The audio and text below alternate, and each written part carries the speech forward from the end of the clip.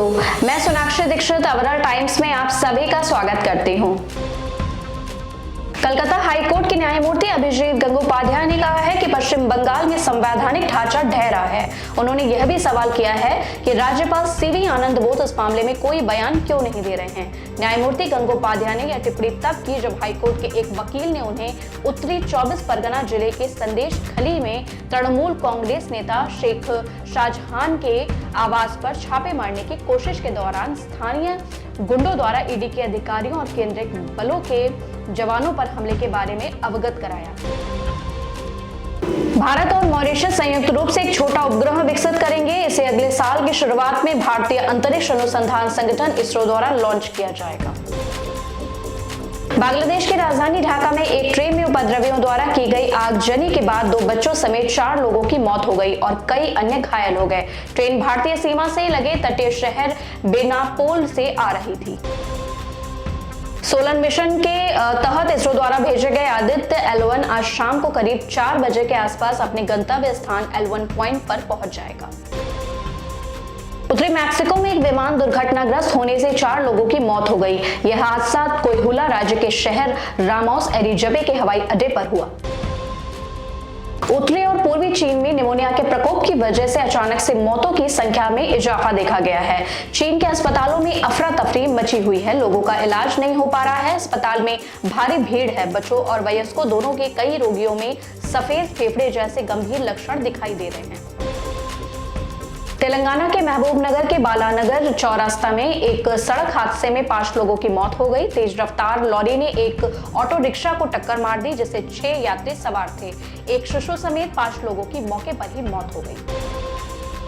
मौसम वैज्ञानिकों का कहना है कि आज से उत्तर प्रदेश में ठंड का प्रकोप बढ़ सकता है। जनवरी महीने में बीच बीच में पछुआ विक्षोभ का असर देखने को मिल सकता है। आने वाले दिनों में धरती पर सूरज की रोशनी पड़ने पर ऊष्मा का शीतलन होगा और ठंड के साथ कोहरे में भी इजाफा देखने को मिलेगा।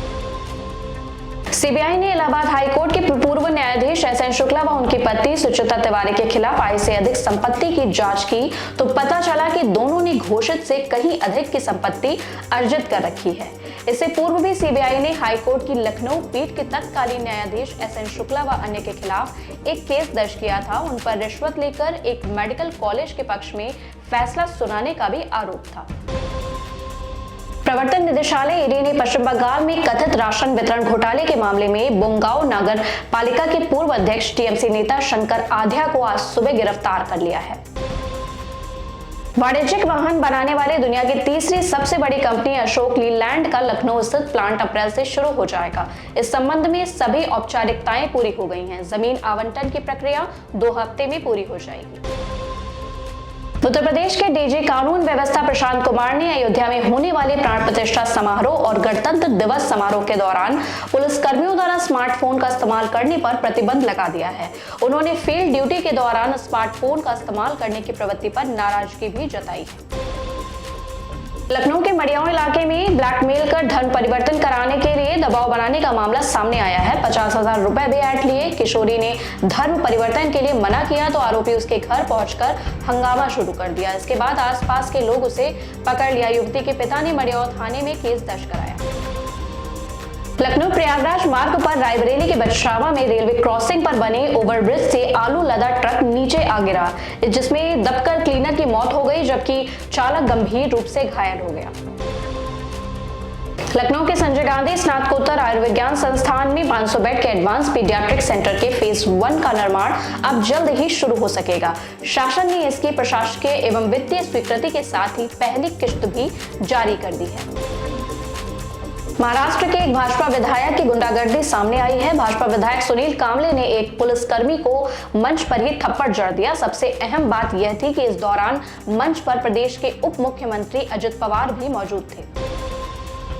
सरकारी भारतीय जीवन बीमा निगम यानी LIC को जीएसटी से एक और नोटिस मिला है जिसमें जीएसटी विभाग की ओर से 663 करोड़ रुपए की मांग की गई है। पिछले एक हफ्ते में LIC को यह दूसरा जीएसटी नोटिस मिला है।